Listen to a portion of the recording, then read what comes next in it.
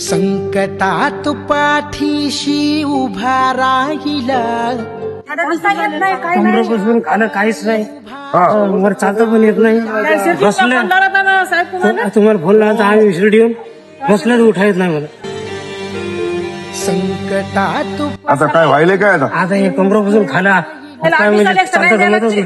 असं एकट्याला चालता येत नाही. नाही एकट्यानं माझा तरी आधार धरावा लागते.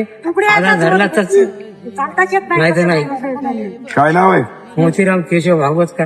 माणसाच्या रूपा आता 8 दिवसाला सलाईन द्यायला लागते, तेव्हा जीवन करत नाही. लय परिश्रम झाला. मी आज देव पाहिला. संतोष बांगर नावात देव पाहिला.